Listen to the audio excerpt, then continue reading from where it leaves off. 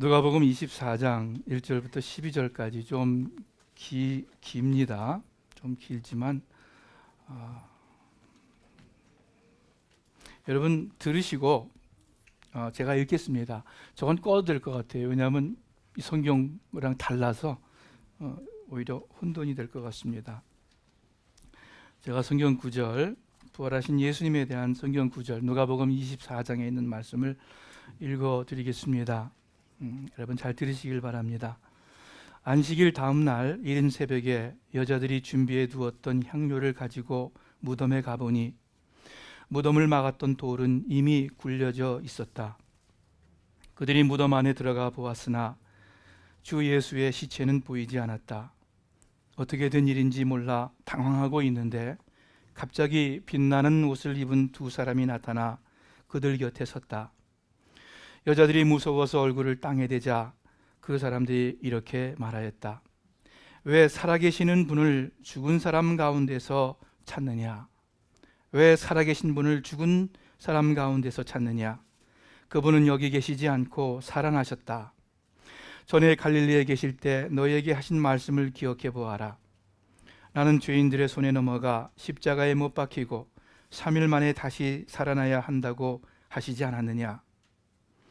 그제서야 그들은 예수님의 말씀이 생각나서 무덤에서 돌아와 이 모든 일을 11제자와 그 밖에 여러 사람들에게 알렸는데 그 여자들은 막달라 마리아와 요한나와 야고보의 어머니 마리아였다. 그리고 함께 있던 다른 여자들도 이 일을 사도들에게 알렸으나 사도들은 이 말이 허튼 소리 같아서 믿지 않았다. 그러나 베드로는 일어나 무덤으로 달려갔다. 허리를 굽혀 안을 들여다보니 못이 천만 놓여 있어서 그는 이상하게 생각하며 집으로 돌아갔다. 예수님께서 부활하시고 그 빈 무덤을 확인한 여인들과 또 베드로의 이야기입니다. 여러분, 이 방금 읽은 말씀 약 2000년 전 일어난 사건입니다. 좀 더 정확히 말해 볼까요? 예수님께서는 그 최후의 만찬이라고 우리가 잘 아는 그 그림에도 있듯이 유대인의 명절인 6월절 저녁 마지막 만찬을 하시고 그리고 그 마가의 다락방이었죠. 그 다락방 강화를 마치시고 겟세마네 동산으로 가셨습니다. 그곳에서 늦게까지 기도하시다가 그 배반자 유다가 데리고 온 로마 병정에 의해서 잡히셨습니다. 밤새 채찍질 당하시고 매맞으시고 조롱당하시고 그렇게 모욕과 고통을 당하시다가 아침에 빌라도가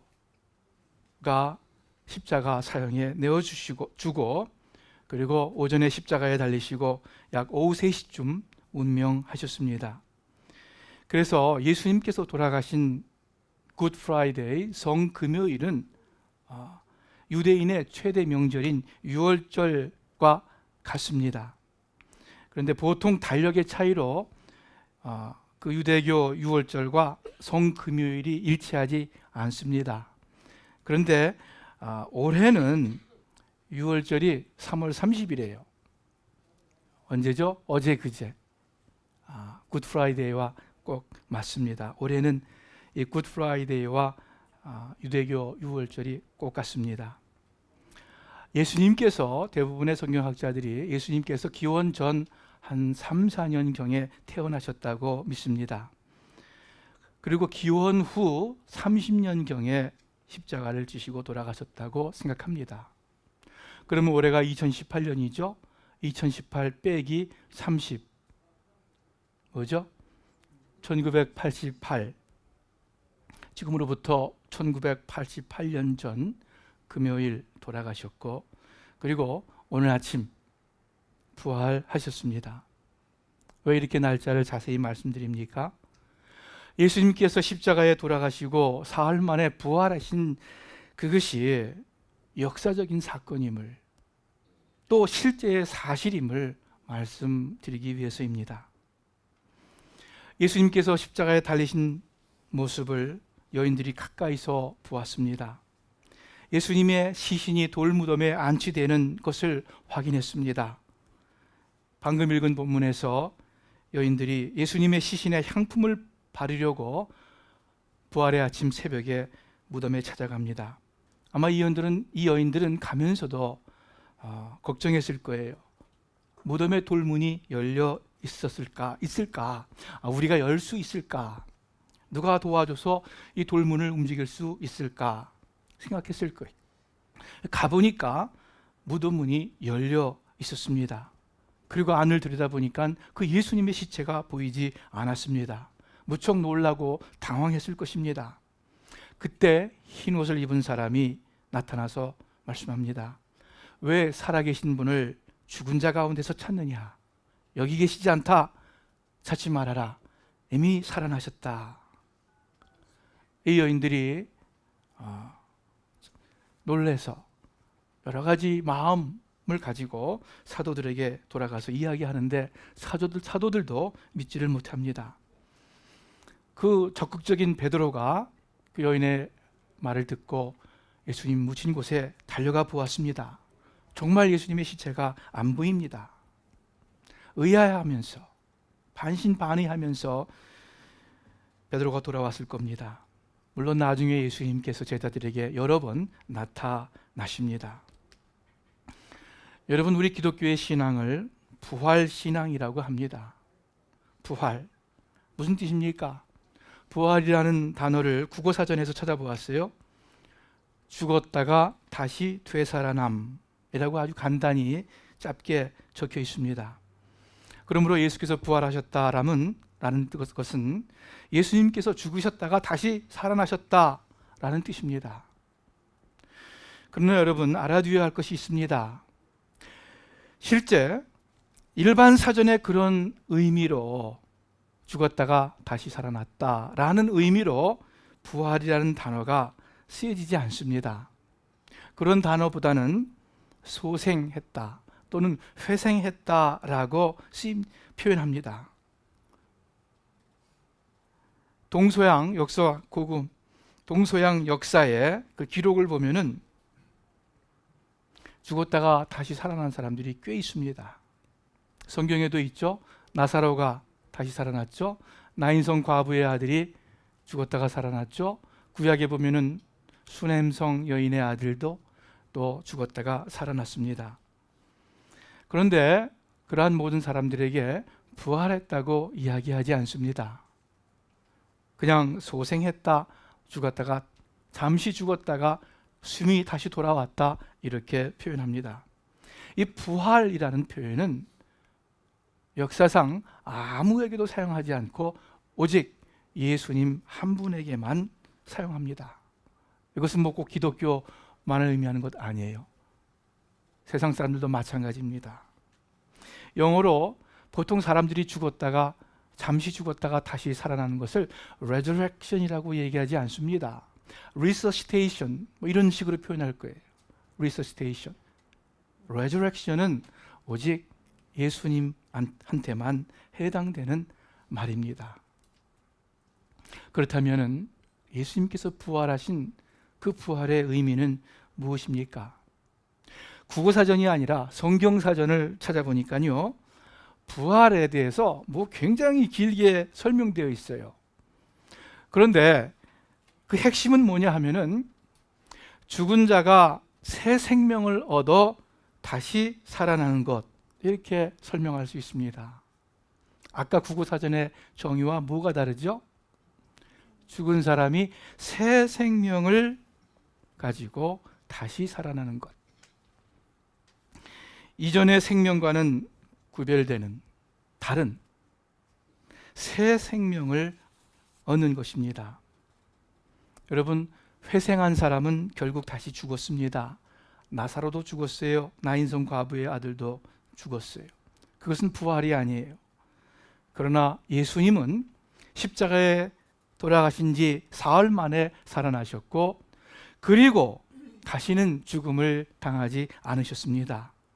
예수님은 죽음에서 일어나시되 그냥 우리의 보통 생명으로 다시 일어나신 것이 아니라 영원한 삶으로, 새 생명으로 일어나신 것입니다.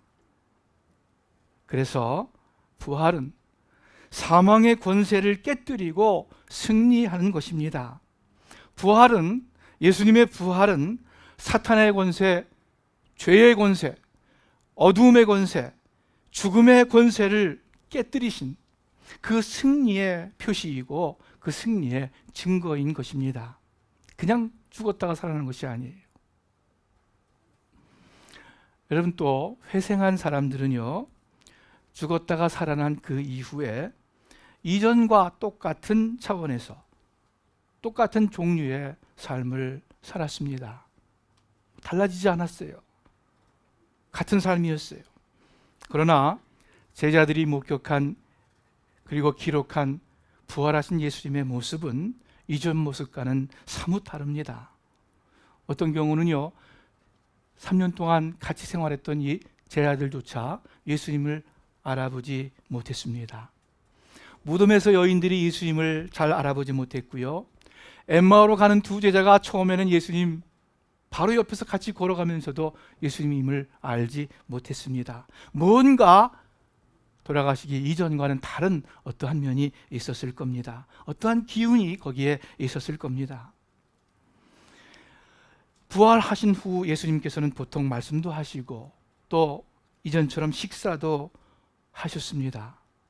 그러나 그것뿐만이 아니라 때로는 호련히 방 안에 들어오시고 호련히 사라지시기도 하시는 참으로 놀라운 모습이셨습니다. 예수님은 부활하신 후에 새로운 몸, 부활의 영광된 몸을 가지신 것입니다.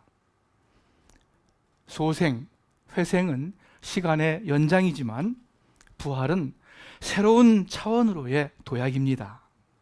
새 생명을 얻는 것입니다. 애벌레가 땅을 기어다니다가 어느 날 꽃밭 사이로 하늘을 날아다니는 나비가 되는 것입니다. 이렇게 눈꽃만한 작은 씨앗이 땅에 떨어져 썩고 다시 생명이 붙어서 살아나서 자라서 큰 아름들이 나무가 되는 것처럼 부활은 새로운 생명으로 다시 사는 것입니다. 이것이 부활이라는 단어의 성경적 의미입니다. 자, 잠시 죽었다가 다시 살아나는 소생, 회생이 아니라 부활은 새 생명 가운데 다시 사는 것이라 그랬습니다. 예수님께서 그렇게 부활하셨습니다. 그러면 그 부활의 신앙적 의미는 무엇이겠습니까? 오늘 우리의 삶에 그 예수님의 부활은 어떠한 의미가 있습니까? 고린도전서 15장에 있는 말씀을 제가 읽어드리겠습니다. 17절과 18절입니다. 여러분 잘 들으시길 바랍니다. 그리스도께서 다시 살아나지 못하셨다면 여러분의 믿음도 헛되고 여러분은 여전히 죄 가운데 있을 것이며 그리스도 안에서 죽은 사람들도 망했을 것입니다. 그리스도께서 만일 부활하시지 않으셨다면, 이 부활절이 없었다면 여러분의 저의 믿음이 다 헛것이다. 대단한 말씀 아닙니까? 예수님의 부활이 아니라면 우리의 믿음이 헛것이라는데, 그러면 예수님의 부활은 어떻게 우리의 신앙을 결정하는 핵심 요건이 됩니까? 이 과거, 현재, 미래 세 가지를 나눠서 생각해 볼게요. 과거, 그리고 미래, 그리고 제일 끝에 현재의 의미를 우리가 생각해 봅니다. 첫째, 어떤 그 과거적인, 우리 그리스도인으로서 과거적인 의미에서 예수님이 부활하셨기 때문에 예수 믿은 여러분과 제가 죄로부터 자유함을 얻었습니다. 다시 말씀드릴게요. 예수님의 부활로 인해서 우리가 죄로부터 자유함을 입었습니다. 죄의 노예에서 계속 있는 것이 아니라 죄의 노예로부터 이제 해방을 받았습니다. 부활은 사망의 권세를 깨뜨린 더 이상 죽음과 상관없는 그러한 새 생명으로 일어나는 것이라 말씀드렸습니다. 성경에 죄의 삭은 사망이라, 즉 죄로 인해 죽음이 왔다고 말씀하십니다. 그런데 예수님께서 부활하심으로 말미암아 그 사망의 권세를 물리치신 것입니다. 죄의 권세를 물리치신 것입니다. 예수님께서 부활하지 못하셨다면 여전히 죄의 권세가 지배하고 우리도 여전히 죄 아래 놓여 있는 것입니다. 여전히 죄의 종으로 살 수밖에 없는 것입니다. 만일 예수님께서 부활하지 못하셨다면요. 그래서 고린도전서 15장 17절의 말씀에 그리스도께서 다시 살지 않으셨다면 우리가 여전히 죄 가운데 있을 것이며 말씀하십니다. 한번 여러분 상상해 보세요. 이런 일은 절대 일어나지 않았지만 상상해 보세요. 만일 예수님께서 십자가를 지시고 돌아가시고 그리고 그것으로 끝났다면 어떻게 됩니까? 예수님께서 십자가를 지셨어요. 피를 흘리셨어요. 그런데 that's it. 그것으로 끝났어요. 어떤 분이, 어떤 또 신학자도 이렇게 말할 수 있을지 모르겠어요. 예수님의 죽으심으로, 피 흘리심으로 우리의 죄값은 치러졌다, 이렇게 말할 수 있을지 모르겠어요. 그러나 그것이 그렇게 큰 의미는 없어요. 왜냐하면 죄의 값은 지불했을지라도 죄의 권세는 물리치지 못하는 것입니다. 죄의 형벌은 예수님께서 우리 대신 받았을지 몰라도 우리의 죄는 여전히 그 죄성은 있고 여전히 우리는 죄 아래 있고 죄 가운데 갇혀 있습니다. 우리는 여전히 죄인인 것입니다. 그래서 로마서 4장 25절에 보면은요, 예수님은 우리의 죄 때문에 죽임을 당하셨고 또한 우리를 의롭게 하시려고 다시 살아나셨습니다. 다시 한번 읽어드릴게요. 로마서 4장 25절 말씀. 예수님은 우리의 죄 때문에 죽임을 당하셨고 또한 그리고 우리를 의롭게 하시려고 다시 살아나셨습니다. 그러므로 그리스도께서 부활하셨다는 것은 우리가 더 이상 죄 아래 있지 않다는 뜻입니다. 예수님께서 부활하신 것은 우리가 이제 하나님 앞에 의인으로 인정받았다는 표시입니다. 너 의롭다, 하나님께서 선포하시는 것입니다. 그것뿐만이 아니라 예수님께서 죽음의 권세, 사탄의 권세, 죄의 권세를 깨뜨리셨다는 것은 우리에게 죄와 싸울 수 있는, 죄와 싸워서 승리할 수 있는 힘과 능력을 또한 주셨다는 말씀입니다. 여러분 믿으시기 바라요. 하나님께서는 여러분과 저에게 죄와 싸울 수 있는, 죄와 싸워서 이길 수 있는 그러한 능력 분명히 주셨습니다. 성경에 그것을 말씀하고 계십니다. 디모데후서 1장에 보니까 하나님께서 우리에게 주신 것은 두려움의 영이 아니라 능력과 사랑과 절제의 영입니다. 다른 성경, 다른 버전으로 보니까 하나님은 우리에게 두려워하는 마음을 주신 것이 아니라 능력과 사랑과 절제하는 마음을 주셨습니다. 하나님께서 우리에게 주셨다고, 이미 주셨다고 과거형으로 말씀하십니다. 앞으로 주실 것이다. 너희들이 열심히 기도하면 주실 것이다. 너희가 거룩하게 살면 주실 것이다. 그렇게 말씀하시지 않고 이미 주셨다고 말씀합니다. 마귀와 싸워서 이길 수 있도록 능력을 주셨습니다. 우리 속의 마음과 싸워 이길 수 있도록, 미움과 싸워서 이길 수 있도록 그리스도의 사랑을 주셨습니다. 육신의 욕심과 게으름을 물리칠 수 있도록 절제하는 마음을 이미 주셨다고 말씀합니다. 누구에게요? 어떤 소수의 거룩한 사람들에게요? 아니에요. 구원받은 모든 성도들에게 그것을 주셨다고 말씀합니다. 여러분과 저도 포함돼요. 우리가 예수 믿을 때, 예수님을 주님으로 고백할 때 그리스도의 영께서 우리 가운데 내주하신다. 성경은 분명히 말씀하고 있습니다. 우리 사랑하는 스몬교회 식구 여러분들, 우리가 여전히 약하고 부족합니다. 여전히 육신을 입고 있습니다. 그러나 여러분 잊지 마시길 바랍니다. 또는 간과하시지 말기 바랍니다. 우리 안에 그리스도의 영이 있습니다. 성령이 계십니다. 가만히 귀를 기울여 보세요. 성령의 세밀한 음성이 여러분 귀에 들릴 것입니다. 성령의 도우심을 구하면서 진심으로 기도해 보시길 바랍니다.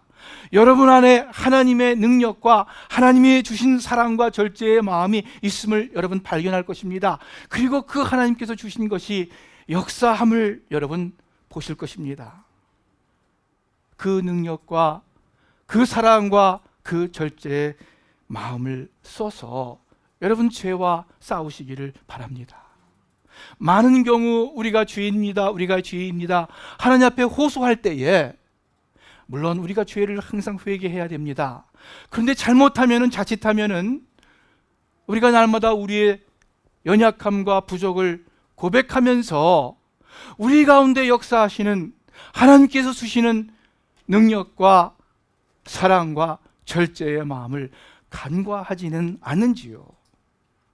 우리의 죄성이 사탄이 속여서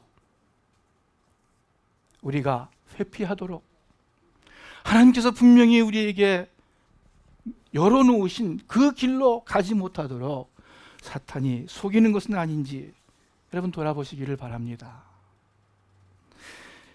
주일날 대표기도 들으면은 항상 우리의 죄 문제를 이야기합니다. 괜찮아요. 그럴 수 있어요. 우리가 목장 모임에서 교제하다 보면은 항상 우리는 죄인이고 우리는 어떻게 할 수가 없고 우리는 또 죄를 짓고 또 죄를 짓고 그러한 간증이 많이 나옵니다. 맞아요. 사실이에요. 그러나 여러분 기억하세요. 하나님께서 우리에게 주신 것은 두려워하는 마음이 아니요 오직 능력과 사랑과 절제하는 마음이다. 이미 주셨다고 말씀합니다. 그 성령을 바라보고 힘입고 예수님과 함께 동행하시기를 우리 주님의 이름으로 축원합니다. 예수님께서 부활하셨어요.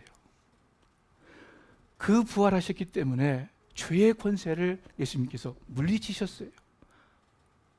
죽음의 권세를 깨뜨리셨어요. 사망의 권세를 깨뜨리셨어요. 우리가 주님으로 향해서 나아갈 수 있는 길을 열어놓으셨어요. 그 힘도 주셨습니다. 나중에 하나님 앞에 설 때에 핑계하지 못할 거예요. 하나님, 제가 너무 연약해서, 여러분, 하나님 제 속성을 아시지 않습니까? 저의 죄성을 아시지 않습니까? 여러분, 핑계할 수 없습니다. 핑계할 수 없어요. 자, 예수님께서 부활하신 그 의미가 현재적인 의미가 아니 미래적인 의미가 또 있습니다. 여러분과 저 예수님과 함께 부활합니다. 주님의 부활은 우리에게 부활에 대한 소망이고 또한 우리도 분명히 부활한다는 그 증거가 됩니다. 고린도전서 15장 20절에 이렇게 말씀합니다. 그러나 이제 그리스도께서 죽은 사람들 가운데서 살아나셔서 죽은 사람들의 첫 열매가 되셨습니다. 첫 열매가 되셨어요. 우리는 둘째 이후의 열매입니다. 한 사람으로 말미암아 죽음이 들어왔으니 아담이죠.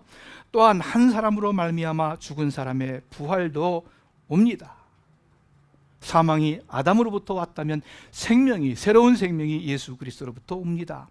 아담 안에서 모든 사람이 죽은 것과 같이 그리스도 안에서 모든 사람이 살아나게 될 것입니다. 이 말씀은 예수님께서 부활하신 것처럼 여러분과 저도 언젠가는 영광으로 부활하신다는 약속입니다.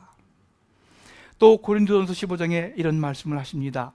그러나 죽은 사람이 어떻게 살아나며 그들은 어떤 몸으로 옵니까? 하고 묻는 사람이 있을 것입니다. 어리석은 사람이요, 그대가 뿌리는 씨는 죽지 않고서는 살아나지 못합니다. 그것을 알지 않습니까? 그대가 뿌리는 것은 장차 생겨날 형체 그 자체가 아닙니다. 밀이든지 그 밖에 어떤 곡식이든지 다만 씨앗을 뿌리는 것입니다. 그러나 하나님께서 그 원하시는 대로 그 하나하나의 씨앗에 각기 고유한 형체를 주십니다. 사과나무 씨가 있어요. 그러나 하나님께서 그 씨에 사과나무라는 참 아름답고 큰 형체를 나중에 주십니다. 맞지 않습니까? 여러분과 제가 수십 년 전에, 저는 61년여 전에 요만한 뭡니까? 정자가 난자가 만난 걸 뭐라 그러죠? 수정란이었어요. 엄마 뱃속에 있었어요. 요만했어요. 처음에는 눈으로 보지도 못했어요. 그러나 그 수정란이 한 달이 되고 두 달이 되고 세 달이 되고 8달, 9달이 되니까 이만해졌어요. 배가 불렀어요. 그러다가 이 세상에 태어났어요.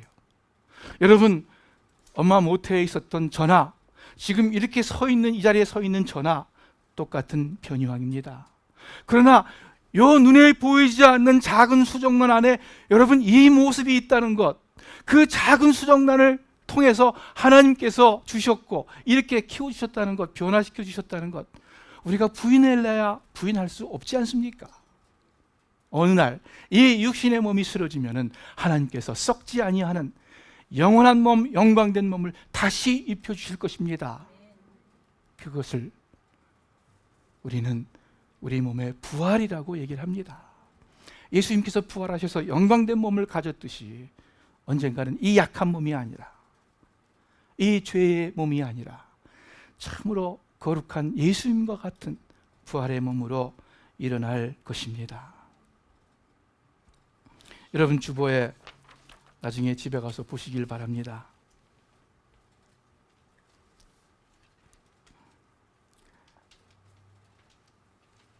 연못에 물장구벌레들이 많이 살고 있었어요. 근데 이상한 일이 벌어지는데 그 중에 하나가 연못 나뭇가지를 타고 올라가면 그 후로는 2번 다시 내려오지 않습니다. 궁금해서 장구벌레들이 모여서 의논을 했습니다. 우리 중에 누가 그런 일을 당하게 되면은 그 장구벌레는 꼭 다시 와서 우리에게 어떻게 된 영문인지 좀 설명 좀 하자. 그렇게 서로들 약속을 했습니다. 어느 날 과연 그 중에 한 장구벌레가 연못과 나뭇가지를 타고 올라갑니다. 나뭇잎 사이에 있었는데 웬일입니까? 그 벌레의 몸에 날개가 생겼어요. 그리고 갑자기 퍼득퍼득하면서 하늘을 날아갑니다. 잠자리가 되었습니다. 연못가를 지나다가 친구들하고의 약속이 생각나서 그 친구들에게 가서 이야기해주고 싶은데 돌아갈 수가 없어요. 그 약속을 지킬 수가 없어요. 왜? 잠자리는 더 이상 장구벌레의 세계에 속하지 않기 때문에 가서 얘기해 줄 수가 없어요. 이 장구벌레는 여전히 궁금합니다. 왜 나뭇가지 꼭대기로 올라갔다간 돌아오지 않나? 어디로 갔나? 죽었다가 살아난 사람들의 이야기를 종종 듣습니다. 그렇죠? 대부분은 뭐 가짜로 판명이 되는데 우리는 그 얘기가 아니라 분명히 성경에서 우리에게 가르쳐 주시는 부활의 세계, 영원한 나라가 있습니다. 우리 사랑하는 수막교회 식구 여러분들, 이 땅에 살되 이 땅이 전부가 아님을 알고 사시기를 바랍니다. 잊지 마시길 바랍니다. 하나님께서 우리에게 모든 것을 가르쳐 주시기 위해서 성경을 주셨는데 이 하나님 말씀에, 이 성경의 마지막이 무엇입니까? 요한계시록 22장, 새 하늘과 새 땅이에요. 새 생명이에요. 우리에게 결론으로 하신 말씀, 새 하늘과 새 땅, 새 생명이 있음을 여러분 기억하시고 그것을 소망하며 또 그것을 배경으로 오늘 하루하루의 세상의 삶을 의미 깊게 사시기를 바랍니다. 마지막으로 예수님의 부활의 그 의미, 현재적인 의미에 가장 중요할 거예요. 과거보다 미래보다 현재가 중요하니까. 그것은 예수님이 우리와 함께 계신다는 증거입니다.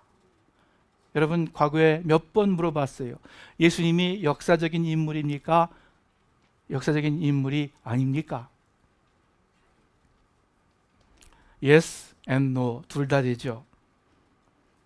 여러분 예수님 육신적으로는 과거의 분입니다. 맹자나 공자나 부처님과 마찬가지로 약 2000년 전 유대인으로 이스라엘 땅에 사셨던 분입니다.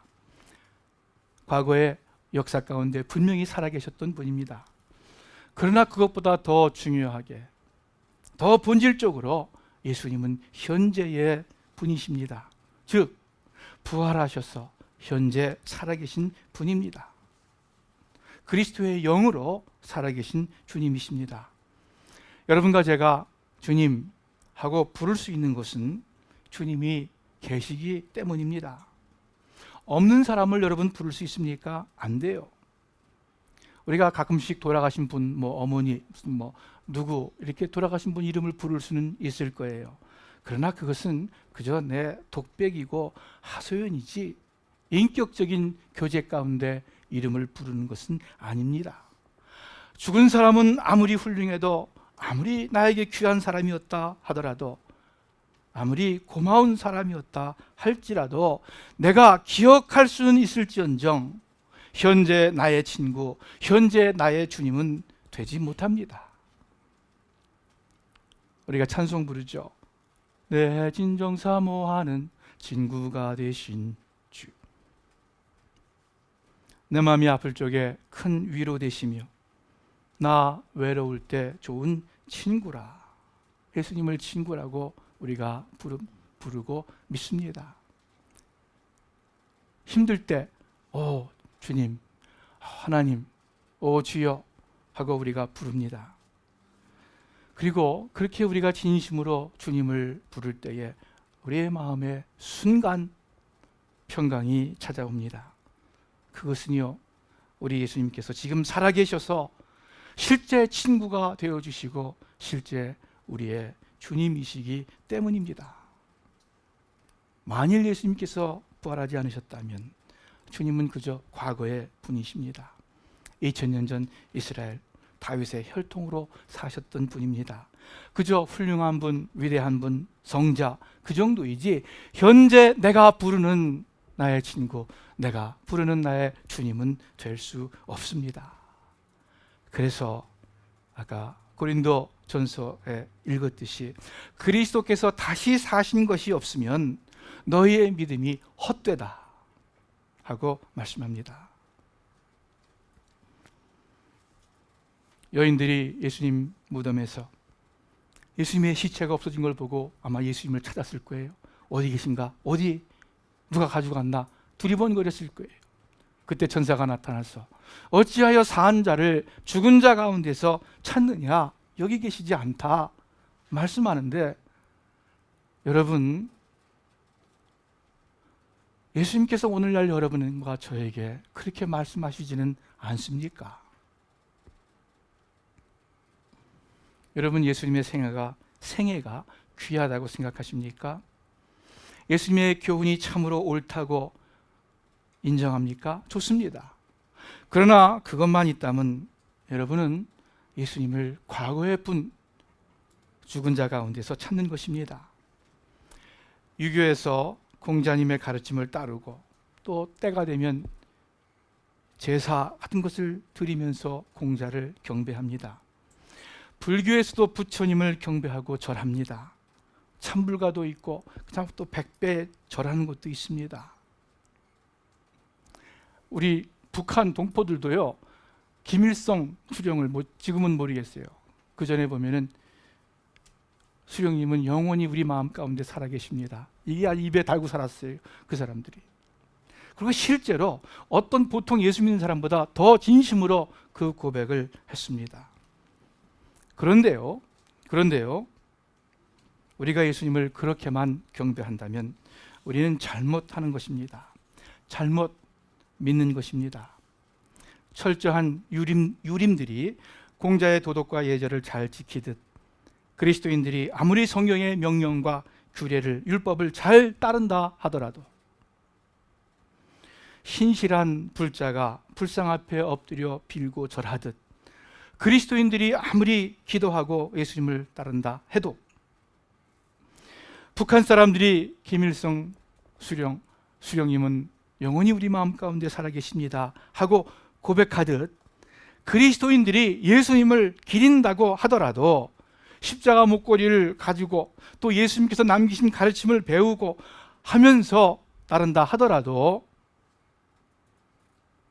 그것이 전부라면은 예수님 바로 믿는 것 아니에요.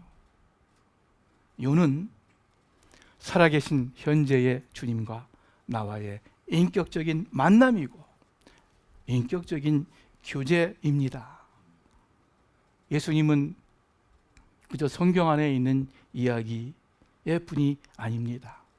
그저 경전의 교훈이 아닙니다. 우리의 마음과 삶 속에 살아계신 주님입니다. 주님과 대화하고 기도로 주님께 묻고 또 주님의 음성을 듣고 주님의 책망을 듣고 그리고 그 주님의 말씀을 순종하고 주님과 함께 동행하는 살아계신 주님과 함께하는 것이 우리 기독교의 믿음임을 여러분 꼭 기억하시기를 바랍니다. 어찌하여 산 자를 죽은 자 가운데서 찾느냐? 우리 이 말씀 기억하시기를 바랍니다. 마지막으로 말씀드립니다. 묻습니다. 예수님 당신을 주로 어떤 사람과 이렇게 연결을 시켰습니까? 어떤 사람과 어떤 사람에게 비유를 하셨습니까? 내가 줄일 때에 너희가 먹을 것을 주었다. 배고픈 사람으로 예수님 당신을 묘사했어요. 내가 목마를 때에 너희가 물을 주었다. 목말라 하는 사람. 내가 나그네 되었을 때에 나를 영접하였다. 내가 병들었을 때에 나를 돌보았다. 내가 감옥에 있을 때에 내가 나를 돌아보았다. 예수님은 병들고 약하고 헐벗고 배고프고 나그네 되고 외롭고 답답한 감옥에 갇힌 그러한 사람으로 당신을 묘사하셨습니다. 만일 여러분과 제가 교회 다니는데 열심히 다니는데 교회 예배 드리는데 성경 공부 많이 하는데 그런데 그것이 전부라면은 이 교회 안의 삶이 전부라면은 그리고 우리 주위에 어려운 사람, 우리 주위에 외로운 사람, 우리 주위에 가난해서 굶는 사람, 우리 주위에 감옥에 갇힌 사람, 그런 사람에 대한 마음이 없고 돌아보지 않는다면 그것은 예수님을 죽은 자 가운데서 찾는 거예요. 그렇지 않습니까? 그저 예수님의 기록, 그저 예수님의 교훈, 그것이 전부라면 지금 살아계신 우리 가운데 이 사회 가운데 살아계신 예수 그리스도를 우리가 만나지 않는다면, 찾지 않는다면, 그 가운데서 주님을 찾지 않는다면 산 자를 죽은 자 가운데서 찾는 우리의 모습입니다. 예수님께서 4대 교회에 책망했습니다. 너희가 살았다 하는 이름은 가졌으나 죽은 자로다. 우리 사랑하는 스스막교회 식구 여러분들, 우리는 예수님으로부터 이런 책망을 듣지 않아야 하겠습니다.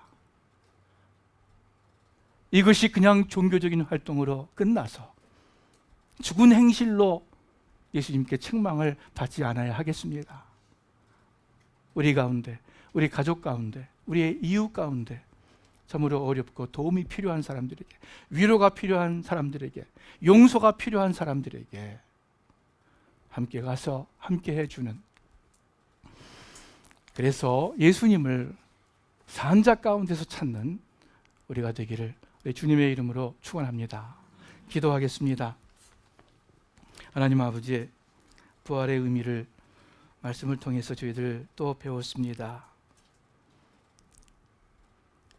우리에게 죄의 권세를 깨뜨려 주시고 죽음의 권세를 깨뜨려 주신 예수님의 부활이심을 믿고 감사를 드립니다. 또 우리도 예수님처럼 부활할 수 있음을, 부활하게 됨을 확증해 주신 것 감사를 드립니다. 무엇보다도 오늘 이 땅에 살면서 우리의 어려운 이웃으로 우리에게 찾아오신 예수님을 섬기는, 그래서 현재 주님과 함께하는 저희들 더욱더욱 되게 하여 주시옵소서. 그래서 그 부활의 영광과 기쁨을 누리는 저희들 모두가 되게 하여 주시옵소서. 예수님의 이름으로 기도합니다.